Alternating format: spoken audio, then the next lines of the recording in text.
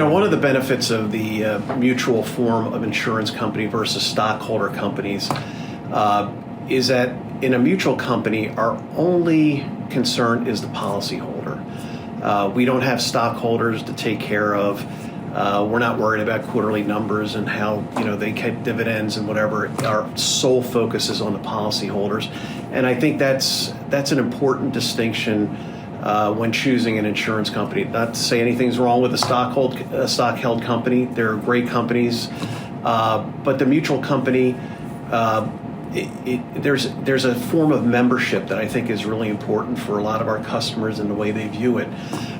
So I always felt that Pennsylvania Lumbermen's, if you use them as an example, use us as an example, we were formed by lumber dealers 129 years ago for the sole purpose of providing an option for lumber dealers at that time who were having difficulty finding insurance from stock-held companies who either A, were charging exorbitant prices for insurance because they didn't want to insure companies that burn, and secondly, they didn't quite understand what lumber dealers were dealing with and what they had to do.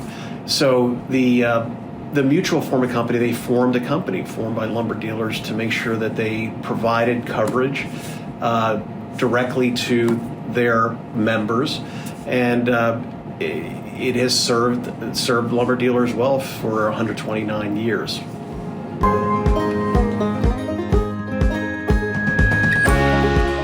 Another benefit of mutual companies, if you look at the number of companies in the country, in the U.S. that have survived more than 100 years, it's only 1% of the companies, which is a pretty incredible fact. I didn't know that until I started researching this a little bit more.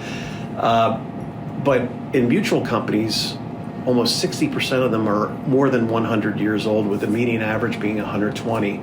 If you look at Pennsylvania Lumbermen's, we've been here 129 years. And I think the reason for that is mutual companies know their customers. They know them very well. They're there to serve their customer. And I think because of that, they've had to become agile. They had to understand what the risks and unique exposures were of the customers that they serve. And instead of insure, I always say serve. And I think that's an important distinction. And I think they've evolved with the industries that they serve. So as lumber-related businesses have changed, have grown, have evolved, the mutual companies that insure them have had to do the same thing. And I think that longevity, that stability is something that's inherent in the mutual form of insurance that you don't quite see in the stock-held insurance companies. And for a lot of the customers who we insure, I think that's something that they value.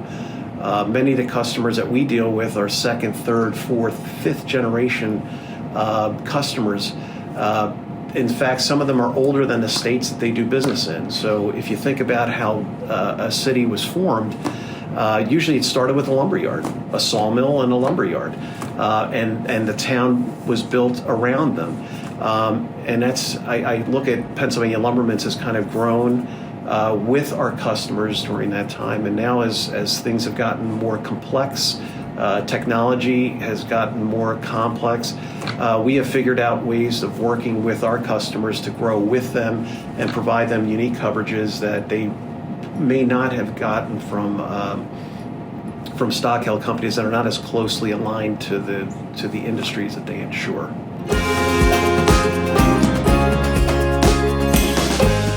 People ask me, what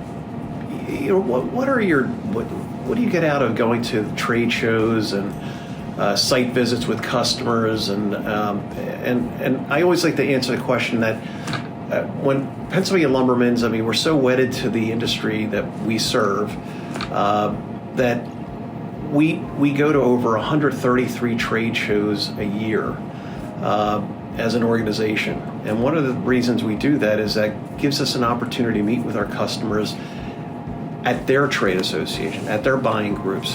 It gives us an opportunity to interact with them, to understand the emerging issues that are happening there.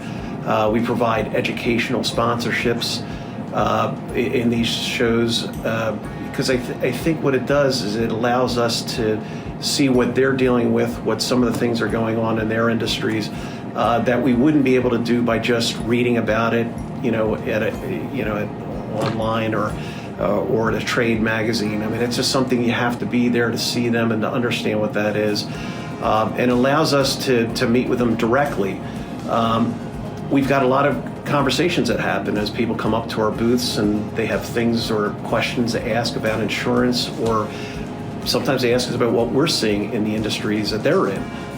Because we insure a lot of companies in that same space, they want to hear a third party, like, what are you seeing there that's happening that, perhaps they're not seeing it from their perspective. And I love that give and take, because I learned something about what's going on there, as well as they learn something about what's going on from our perspective as far as the insurance is considered, or economics, or anything along those lines. They want to understand, how are we looking at them from our perspective. And you form a closer bond when you're meeting with customers at a trade show. We do these, again, it was over 133 of these in a year. A lot of our PLM employees get a chance to meet with them directly. You get to meet 100. Where else would I get to meet out of 1,000 people that show up at a National Trade Association meeting? That we might be able to meet 300-400 of our customers at that location at one time, and also have dinner with them and actually thank them for the business, but also to learn a little bit more about what's going on in their world. And we take that back and we try to determine what else can we do to help them. And that kind of one-on-one dialogue really helps us formulate what we're going to do next, whether it's a new risk management program, a new coverage extension that we might provide. Those are the kinds of things that you wouldn't normally get if you didn't have that kind of deep connection that you get at a trade show, for instance. Our business model at Pennsylvania Lumbermen's is a little different in the sense that we have a lot of direct contact with our insureds. Many insurance companies work directly through their agents, and through their agents talk to the end customer. In our world, we operate in an open brokerage environment, and sometimes that's a little confusing to our clients and even to the agents and brokers we deal with. But essentially what that means is we will work with any broker, licensed broker, that our client wants us to work with. And that's an important distinction. We don't appoint agents. We're open brokerage in the sense that if they're licensed and that client wants us to work with them, we will work with that licensed producer to work on an insurance program with them.